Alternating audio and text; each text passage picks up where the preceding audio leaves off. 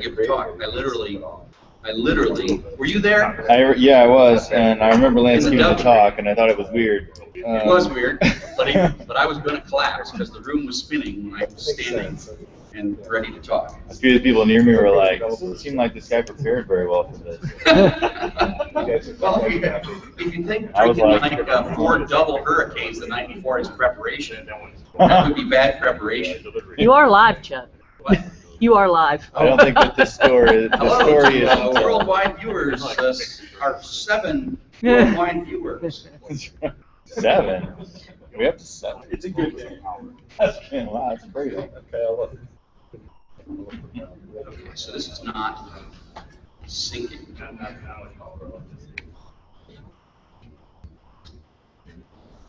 You have to let it just sit. These projectors are something stupid. It blinked. Please wait. Yeah, Okay. You got it. It really just has to sit. It's weird. Okay, I guess I'll talk. So this is a weird presentation. This is a Doctor Who presentation. We're going to go back in time inside my police box and go back to almost exactly 10 years ago in 2004 and replay a talk that that basically set the architectural direction of Sakai for better or for worse. And so this is from the, how many people were in the room in in Denver 10 years ago? Yes. Wow, you were there? You were there. Okay, so we have 4 people who will get their 10-year anniversary pin for coming to this talk 10 years later. And so by the 6 months, the first 6 months of the project, it had been a whirlwind tour because Chronicle Higher Education announced us with great fanfare, and everybody called. And I was on a plane almost continuously February, March, and April. And so I just took a lot of pictures. We had lots of meetings. We had lots of money. We drank lots of good wine and had wonderful meetings. And it was one of the most fun times of my life where you have an unlimited budget and no deliverables whatsoever, right? That's joyful.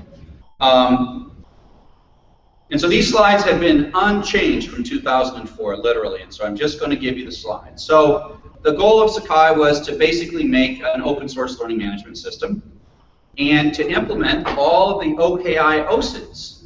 And the OKI OSIDs, for those of you who don't know, congratulations if you don't know anything about, how many people don't know about OSIDs? You are the lucky ones. You are the lucky people. Congratulations on your good fortune. Sorry to the other half of you that lived through that sad debacle.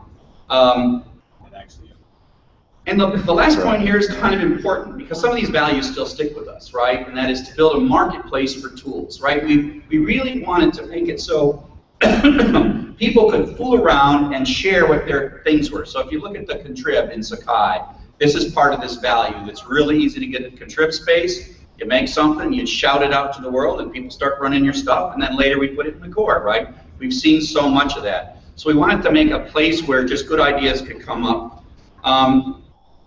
We wanted to choose a set of architectural technologies to normalize it so that you could put a tool into contrib, and contrib, of course, didn't exist at this point.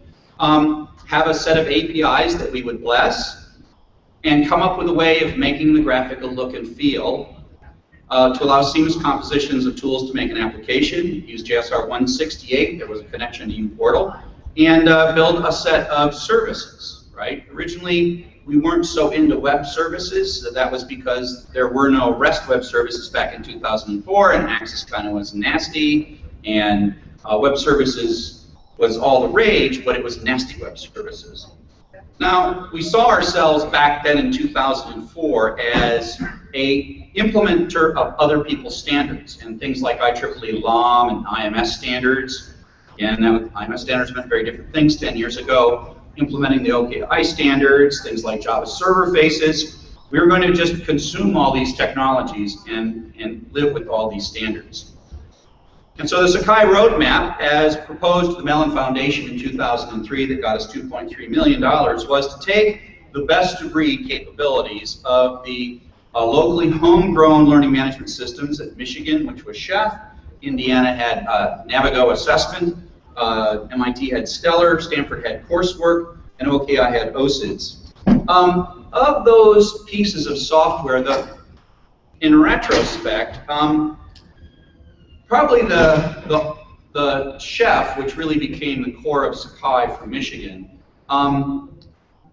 Chef was probably not the most popular or widely distributed. All of them are trying to be distributed.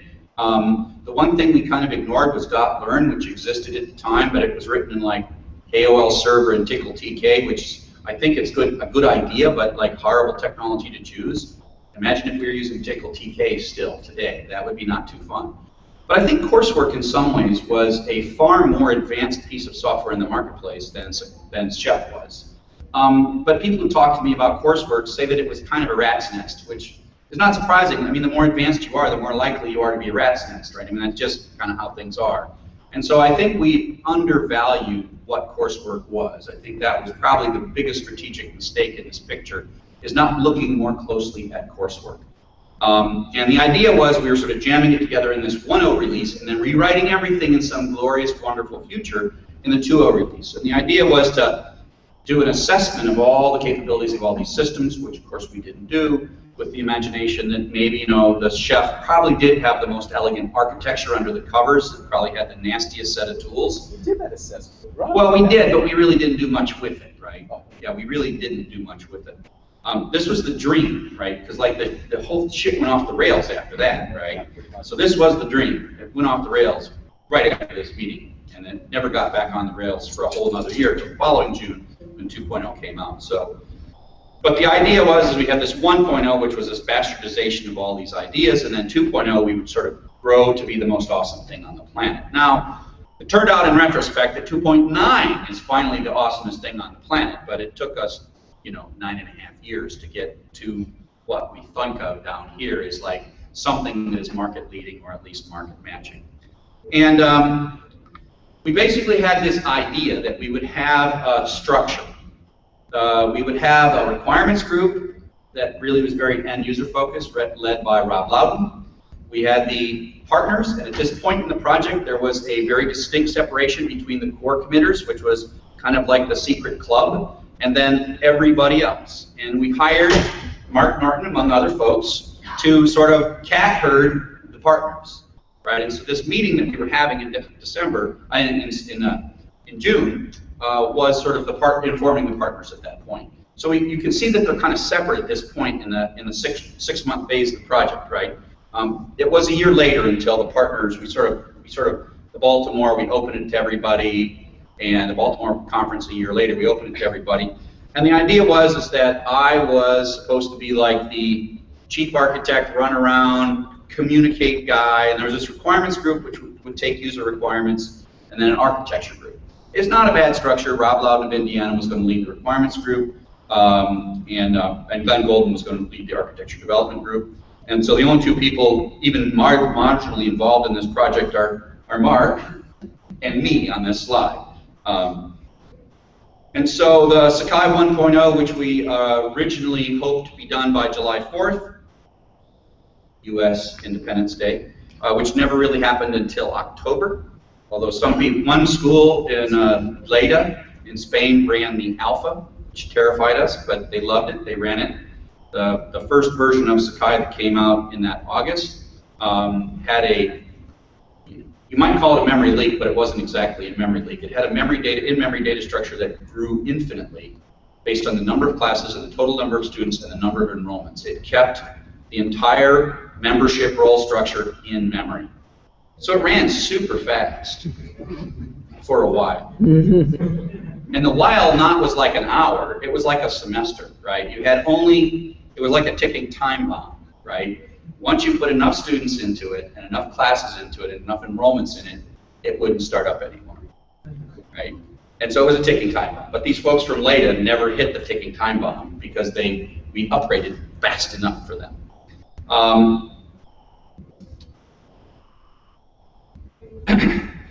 Yeah.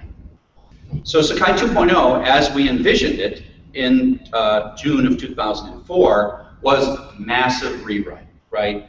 we were going to create this new brave world of beautiful perfection. And we were going to throw away everything that was a legacy tool. So the legacy tools were the what we think of now as the velocity tools. And we're going to make all new APIs, we're going to make all new OKI APIs, and we're going to use Java server faces for everything, and it was going to be like a ground-up rewrite. At least that was the theory in June. And so the architecture, we had this document, which I don't think ever really existed, and Jim Farmer calls me on it to this day, 10 years later. Where is the TPP? The Tool Portability Framework, which was to be the thick. My diagram. Is that your diagram? Yeah. Okay. I remember this diagram. It's like it's seared into my brain. You do remember this, or don't remember this diagram, even the colors. It's seared into my brain why I had to write this damn diagram. So I'll just tell you. I don't think that anybody from OKI is in the room. No. I mean, I didn't like OKI very much. Nobody did. But they were part of the grant, so you couldn't ignore them. So you'll notice everywhere that OKI is mentioned, you can quickly slice it off of the diagram, and the diagram's fine without it, right? So everywhere you see OKI mentioned, that's like OKI only until I get the chance to get rid of it. So it's like, oh, it's yeah, we got OKI, we're all about OKI, but if you just delete this from the slide, it all holds together still. Right? Well, to be fair, there's one OSID left in Sakai. The identity service? Course management. Well, but that was work that was new work, actually, right? No, but the OKI Foundation accepted that as an OSID. Yeah, and that was new work. That was practical work. That was not led by MIT. No. Because it was led by Berkeley. Well, Craig and I did the spec. Okay, well, Craig's not MIT. He's not even there anymore, so he's hardly MIT. So, but the idea was we would make all new APIs, a database, and a whole new API, and then we would do everything in Java server faces. So we were going to rewrite everything with Java server faces, because that, of course, is the most perfect way to build tools. That was the future view. And we have APIs, of course, to promote portability, hide data management details, do error handling, and provide reusable stuff. So here is some carefully worded crap that basically oh, the OKIs are very flexible, which means they don't do anything. But I couldn't say that APIs suck here, that OSIDs suck here. I had to say they're so flexible, which meant they were too flexible. And so what I wanted to do at that point in time was I wanted to lock the APIs down. And I have slides where, here's the API methods, and there's here 900 or 25 other methods that are actually useful. And then we're going to ignore all the other APIs that were not useful, and then add sort of more structure to the OSIDs. Now later, after this meeting, Jeff Merriman told me that if I changed the OKI APIs, that MIT would sue me. And so the notion of starting with the OKI APIs and extending them, he said he would sue me if I wrote code that says Sakai API extends OSID in Java. I had to worship the OSIDs as conceived. So this got off the table. If you look at my December talk, it doesn't say this anymore, because Jeff Merriman threatened to sue me if I wrote Java code that would extend OSID. So here is another architecture, right? So this was the legacy chef stuff over here, legacy data, the database is the DB double for those who look at the code, all these legacy services, legacy tools, which is velocity, and jet speed, which really should say velocity. And then we're going to stick them all in iframe portal. This was the super awesome future, right? Future awesome future, blah, blah, blah, blah, blah. And then Java server faces, super awesome future. And this is the part of the diagram that could be deleted once I didn't have to say nice things about OKI anymore. And this is sort of a place that we said, okay, one of the things that OKI claimed to have been good at was looking at enterprise data. So we okay, here's your little corner, right? So you can look at enterprise OKI data. And there could be this OKI tool, but again, you see how you can easily just take this out and cut and paste and remove it from the diagram once I have to do it. And so we said that OKI can be this awesome thing for talking to SIS data, right? And so we'll use OKI to talk to that data because that's what they claim to be good at. So we would say that's what it's good at. And then, but of course at the same time we were building all the Sakai providers because we knew we had to, and we knew the OKI APIs didn't actually have any implementations. So we said, well, this might also happen. right? So this might also happen. We have some, this is like user directory provider and all those things. So like, oh, okay, we might talk to PeopleSoft that way too. So we're not going to only use OKI, but if you got OKI and it's rocking and rolling, we'll have a way to plug OKI in. Of course, we never encountered any real OKI in the wild, so it really didn't matter. So this is kind of some of our technology choices that were then directed to our development teams to rewrite everything they had in these wonderful technologies. Hibernate is great. Hibernate is awesome. It works across multiple databases and simplifies with the object relational model, like makes writing code so easy. So it breaks. Until they change how you have to write the code, and they break your code all the time. We're going to do lots of APIs that imitate OK IOSIDs. I got threatened to be sued for that later. And then Java Server Faces is this wonderful technology that really separates presentation logic, like all those nasty HTML tags like less than, script, greater than. Don't want that. That would be bad, bad. You want a sweet, awesome tag library, right, that does everything for you, because then you can enforce consistency. And Java Server Faces is even better than a tag library because it's a whole like impermeable layer. And there's a possibility that we could have like a swing user interface, so there could be a desktop Sakai with Java Server Faces. How many people like think that's a great idea? Oh yeah, it still might happen, right? It still could happen. It's, you know, we could write a desktop Java Server Faces swing thing, right? So we're going to take Java Server Faces plus an awesome set of Sakai widgets, and that's how we're going to build apps really fast. It's going to be so awesome. We've spent a lot of time figuring out how to do all the various dependency injections, and so I just do a little tutorial on how awesome Java Server Faces is, right? So this, you'll notice there's no less than script or less than div. I guess div probably didn't, maybe div wasn't invented quite yet, but so these are all Sakai tags that are so awesome compared to HTML tags. Of course, what we don't know is like these are hard to write, hard to make work. And so you take the user interface and you turn them into these really cool tags, and then you have like bean references. That's really so awesome. And there's all this magic that connects these to backing beans. That to backing bean, backing bean. So you have this really sweet layer where you have your Java code behind it, and then you have this as the UI layer, but it's not HTML, right? There's no HTML involved in making this UI. Isn't that great? We also did a study of the various forms of inversion of control, right? We were trying to figure out in the marketplace how to wire things together, and we saw things like Turbine and Avalon, which are service locator patterns, where you make a call to look up the implementation.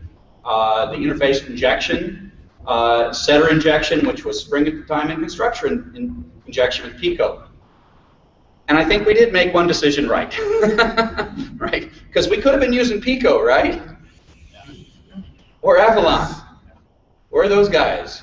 Thankfully, Spring's still here. Even though they keep changing a bit and evolving, at least that feels like it's better evolution. We're still kind of a little bit behind the 8 ball. The Hibernate evolution has hurt us much more than the Spring. So that was good. We lucked out. We lucked out on one thing. So we like setter injection, no explicit dependencies. It's very bean-like, and basically things like making mocks and injecting things, mock implementations worked out nice. And that probably is the one good decision we made in the entire first 6 months of the Sakai project. And so this just kind of goes through the awesomeness of how to build a JSF tool, because I'm at this point convincing the world of the glories of JSF, about to instruct the folks from Stanford to throw away their struts-based implementation of Samigo that was actually working pretty good, and waste 6 months rewriting in Java Server Faces, which just should bring a tear to everybody's eye. Because by the time they were done rewriting it, we could have handled struts, right? By the time we were done 9 months later, struts would have fit right into Sakai, because we changed our strategy so dramatically. And that code was probably better the day I told them to rewrite it than it is now, or at least easier to modify, certainly easier to modify, smaller, because it was just struts. And I told them to rewrite in Hibernate. Yeah, I know. Yikes. Hindsight. Where's the code? Bring it back. That's right. We could ask the Stanford people.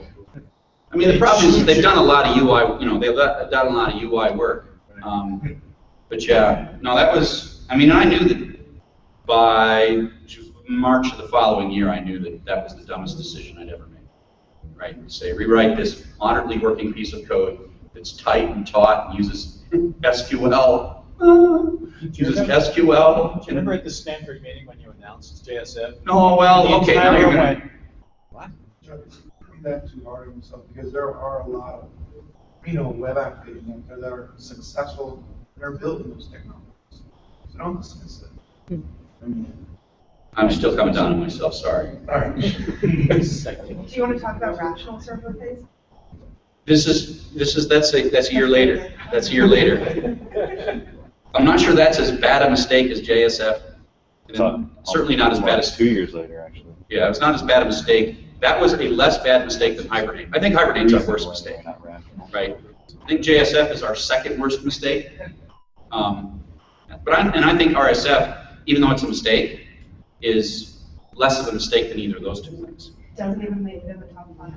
I don't know. It might make it in the top 5. Number 4 or 5. Yeah. It's also reasonable server faces. Sorry. Just for the recording. It doesn't have a heavy session load. If you were in Aaron's session last week, it handles Aaron's soft failover. RSF tools handle soft failover. Yeah, they just work. And I'll tell you what, we could still have an argument about what's the best way to do this, and we would still be black and blue by the end of it, right?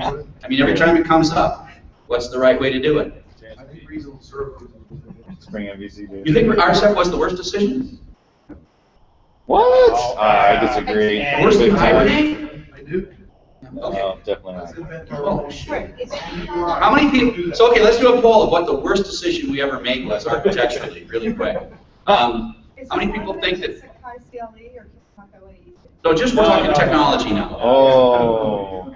There's OAE had its own series of bumps that they thankfully were able to bury their mistakes in.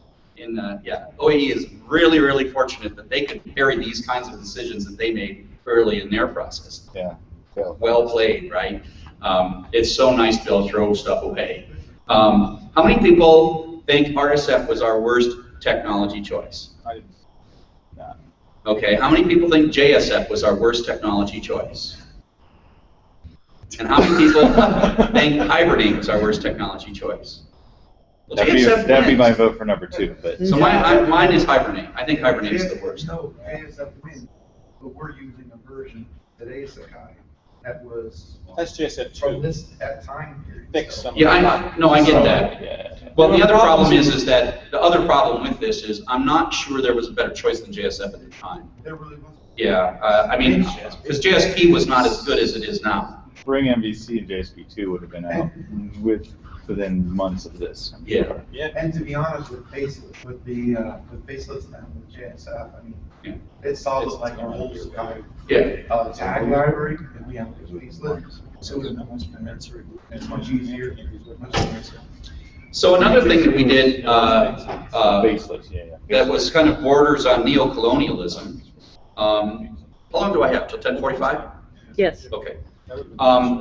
None of this is all that important, so we can stop any time, literally. It's not that critical. I get through every slide. That coloring's really good. Yeah. So we sort of thought we were doing uPortal a favor, and they were terrified of us, right? We were kind of like this dominating group that basically said, "Thou shalt do JSR 168, and here's some money." So they were like terrified. They were like we were like they just were afraid of whatever we said, and they just do whatever we said, right? So I wrote these documents. So uPortal 2, they had JSR 168 into uPortal 2 by November of 2003, before the project was even approved. And it was quick. Ken took the Pluto code, dropped it in his channel, and they had 168 support. Then we were going to do a full rewrite of uPortal 3.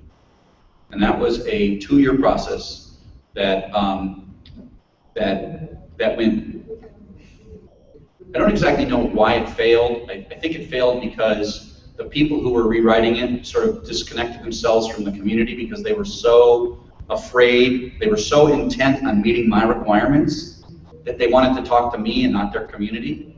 And then they sort of started coming up with a lot of clever ideas in uPortal 3. and we just got so far afield from uPortal 2 because they wanted to meet my requirements. And it wasn't my intention, right, to do that. I just wanted to really just give them some cash and just give them, this was an excuse to give them cash.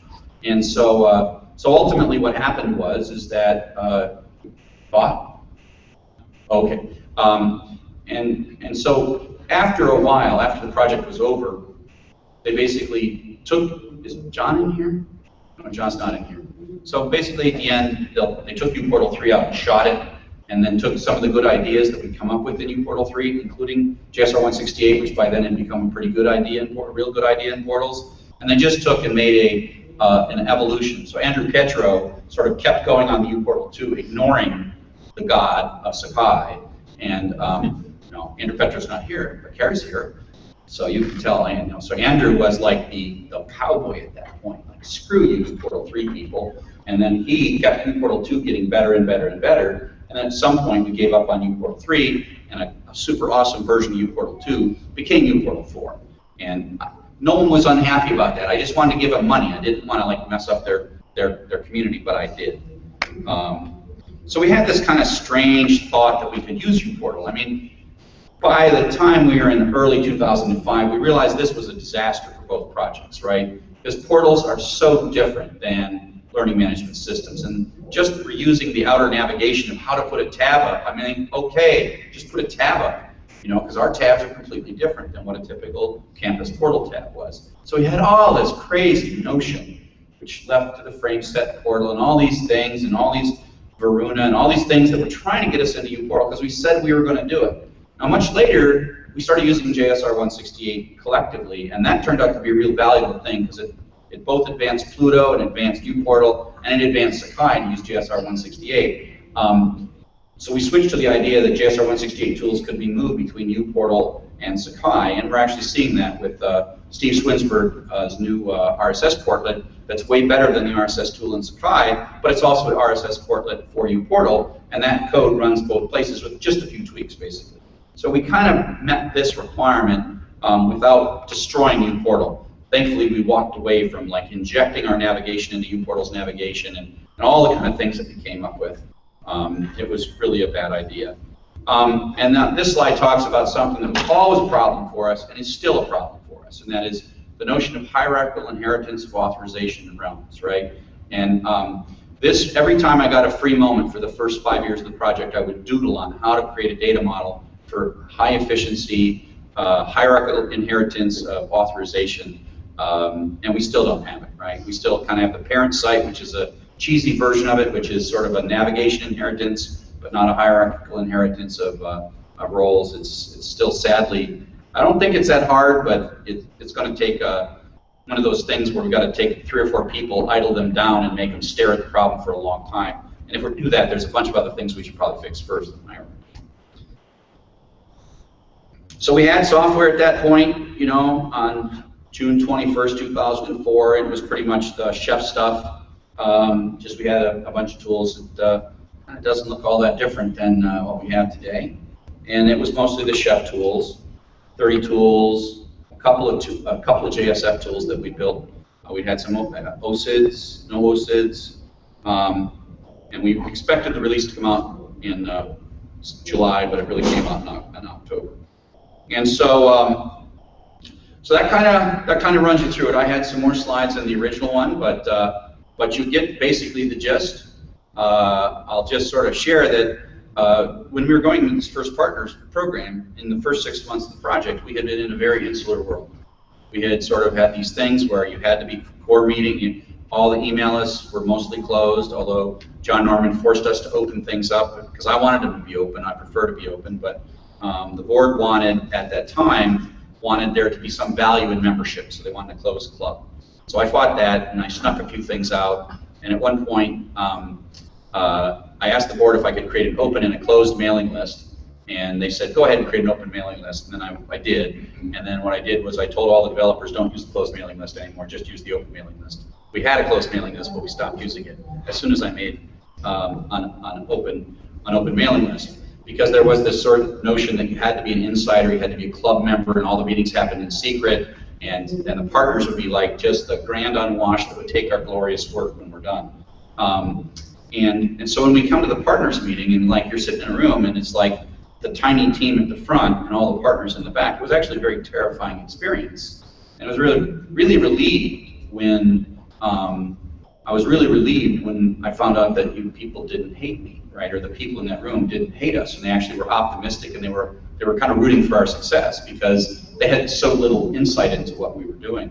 And I've actually used that experience to advise other projects to open and have conferences earlier rather than later, right? That you'll be amazed how many people will surprisingly show up at a conference. You just declare it. And the most recent time I used it was, you might be familiar with Stanford's Open Class, which was an open source MOOC platform that we were doing about a year and a half ago. And I talked to John Mitchell at Stanford, and I said, this was like February last year, and I said, you need to have a conference on Open Class this June. He's like, we're barely started. I'm like, believe me, 200 people will show up. 2 days, hang out, Stanford, show up, you'll just show your stuff, they'll be happy, they'll love you. He's like, we got to be finished. Like, no, you don't have anywhere near finished. You just have to have a conference. People are curious. Quickly they had 600 forks on GitHub, right? And there's a lot of interest in it. And so that was one of the things for me. By the time we were done with that, Mark, of course, was on the inside at that time. We were so relieved that we hadn't been lynched by our partners at that point, because we were. Because I had a foot in both sides. Yeah. That was my job. So that's my thing. Any comments? Any questions? Any thoughts on the last 10 years? We had our vote as to what the worst decision was. Go ahead. What impact does this have on the next 10 years of Sakai? Chuck. That's another presentation. Yeah, it's another presentation. I did that one last year. Go off the top of your head. I did that presentation last year. Well, I would say the following, right? When we started Sakai, we did not choose people who knew something about open source. We chose people because they worked in IT organizations of 4 schools. And so even though some of us had sort of some open source DNA in us, and a lot of the people had a sense of openness, we started this project without a sense of what open meant, and have suffered a lot for that. Just kind of finding our way to open, right? Finding our way from club to open. But today we're open, right? Today we're less clubby, more open. You could say the PMC is a bit of a club, but I hope that the PMC is actually doesn't really do anything that matters, so it hardly matters that it's a club and everything's really as open as it can be. And so the next 10 years we're just a real open source project, right? The switch from Apereo to the Sakai Foundation, the elimination of the board trying to set technical direction, leads us to a point where we are just a community of people writing code, and that code is going to go where that community of people writing the code and using the code want it to go, without some other kind of mechanism that's trying to be laid on top of that. And so that's why the next 10 years is really, really quite cool. Because we're going to go where the customers want to go. And the one thing that is probably the best idea that we had, that continues to be our greatest strength, is the fact that there is no other teaching and learning technology product on the planet where core committers end up sitting and having coffee with teachers. Right? Most companies don't want their core committers anywhere near a teacher, because the teacher will say something, the core committer will go back and change something without asking the marketing department. Right? Well, we have that, where our core committers now sit and listen to teachers, or listen to people who listen to teachers, and then they change the code, right? And so that is our strength. Our strength is, and it always was supposed to be, taking the distance between the end user and a core committer and making that as small as possible, so that we can really meet the needs of the end user. And I think, if you think about lessons, right? I mean, probably our greatest light at this point, our best thing, even though it's written in RSF. Don't get me started on that. That's one of the top 10 bad decisions, was using RSF for Lesson Builder, because it is now our greatest asset, right? It is the one thing that no vendor on the planet has anything like RSF. And why is RSF? I mean, lessons. Whoa. Well, actually, they don't have anything like RSF, but that turns out to be a disadvantage. Man. Wait, I'm going to turn it Yeah. right now. Hey, Anthony, sweet, and RSF is our best strategy. That's Chuck said.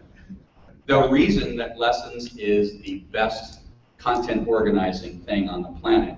You know, Blackboard, Desire to Learn, none of them come close to lessons right now. It is our only place where we like to crush them still. But that's because Chuck Hedrick sits in like a trailer in Rutgers, and teachers show up, and instructional designers surround him, and they just like hit him up for stuff, right? Hey, Chuck, how come we don't have a thing for students to talk? At Blackboard or Desire to Learn, be like, why would you put student talk right next to like content? That seems all stupid. But the instructional designers and teachers know that that's not a stupid idea, right? And OAE knows that that's not a stupid idea, right? Here's a thing, here's a talking widget. Hello, teachers know that this is a good thing to do. And so that's shortening that distance between core committers and teachers is, I think, our best strategy. And it is going to be our strategy that's going to work for the next 10 years. And it's our strategy that's going to separate us from the market over time, right? Because they increasingly add layers of marketing and more layers and more layers and more layers. The more customers they get, the more terrifying it is to actually talk to the customer. So they make it harder and harder and harder for the customer to have input. And for us, it's easier and easier and easier and easier for the customer to have input, in particular because our software is relatively mature. Even though it's a patchwork of crazy technologies, at least you can touch a core committer in this community in ways that no other product, including Moodle, no other product on the planet, you can have coffee with a core committer. Any other questions or thoughts? What was the best decision we made? Going from a club to going open source, like going actually open. So I've been tangential to Sakai. NYU was one of the first Sakai educational partners, and so we were part of that group in the back of the room, going like, "You guys are awesome, and you're letting us play with you." I think that the thing that has changed the most is really stuff like Jira, stuff like the dev list, where issues are published and discussed and fixed in a very open way. And I love the fact that our ugliness is there too, right? Our like, holy shit, we're crashing. Here's the traceback. Yeah, I agree with you. And it's made it possible that as that core group, I mean, MIT faded away a long time ago. Yeah. But it's made it possible for other institutions, other companies, other individuals to really keep the thing alive in a way that the original grants were like, we want to build a community with a very specific group. Well, the person that caused that to happen is quietly sitting in the back of this room right now. John Norman of Cambridge. Cambridge, of course, I went to Cambridge in February, and I'm like, shit, I'm in Cambridge, that's cool. They got like punts and stuff. I'm like, I'm at the center of the universe, I'm the luckiest guy in the world. And Ian Boston, who worked took me in a room and just thrashed the crap out of me, basically. He said, that's your crap code, you suck. I'm not joining, you're terrible, blah, blah, blah, blah. I'm trying to find a picture of that meeting somewhere in here. I put the picture of that meeting in there because it just was, there it is. So this is the coffee machine at Old Carrot. Some of you have made it to Carrot and had coffee at the very coffee machine. Not at New Carrot, but the Old Carrot. And this was the diagram that Ian Boston and I drew, where Ian was just like thrashing the crap out of me. And then John was like thrashing the crap out of me, like on policy and openness. He's like, I got 10 grand, I will give it to you, like that. But if you're not open, you don't get my money. I'm like, good, I will tell my board that. Like, you don't get the Cambridge brand, boys and girls, until you're open. Can I have an open list? They're like, yeah, sure, go ahead, have an open list, right? And that was the water in the pothole, basically, that took another 14 to 15 months to just explode. And then the other thing is as I would go around, I would meet people, and I'm saying, how can I not have someone as talented as Ian Boston on the inside of this, right? I mean, we had talented people, no question. But then when you start meeting people at all these schools, and you realize their talent is everywhere. And if we can't leverage that talent, we're foolish. And we can't leverage at the end, right? We're never going to get something so good that we can just hand it to Ian Boston later and he'll fix it. You got to get him in early, right? And so yeah, what other people think about the best decisions we've made? Iframes. No, sorry. Spring, actually, it was What? spring was a good call. Yeah, it was. No question. I mean, already mentioned it. Probably the top. Good Yeah, that was a good decision, especially given sort of all the alternate choices that seemed reasonable at that time. Yeah, that seemed reasonable at that time. Actually, pushing support for internationalization, I think, is Yeah. key. Well, so yeah, of course, there's the story to that, which means we did not really push support for internationalization. Support for internationalization was pushed on us, right? And if you read my book, you'll see that there was this thing where I wrote this list of things that scared the shit out of me. And I did I made an Excel spreadsheet of all the things that I was terrified of toward the end of 2004. And internationalization was in the list of the things that I was terrified of. And I was typing with completion, auto completion, to the board to inform them of the things that I was terrified of in the future, because I wasn't going to reveal that to everybody, right? And I mistakenly sent it to the entire dev list of like the things that terrify me about Sakai's future, that we have no resources to work on. And so I called it Chuck's scary list. Yeah. And so I just sent it to the dev list by mistake, unintentionally open. Maybe it was a Freudian slip, I don't know. It wasn't an intentional Freudian slip, but it might have been a Freudian slip. And so like one day later, the people from Leda showed up and says, we'll do internationalization for you. Like, oops, wait a sec, hang on. And we did that from like, they internationalized the whole code base. They had 5 developers at the University of Leda. They had 5 developers that were working full time from January to probably January to March. And they didn't just internationalize the part that they wanted, they internationalized the whole code base, and Beth would merge that stuff in, and had that not happened, had that mistake not happened at the time it did when we were going to the 2.0, we probably wouldn't be here. I mean, literally, we probably wouldn't be here. Because those of us in the United States don't understand how important that is, and you can do that later, but it turns out that you can't do that later. So, Sometimes luck works in your favor. yeah, it's better to be lucky than good. Okay, so we are out of time. Thank you for your time. I'm giving another talk about like the super crazy awesome future that's way beyond Sakai. Maybe soon. You don't know when it is? I don't know when it is, but I have slides and I'll be in a room somewhere.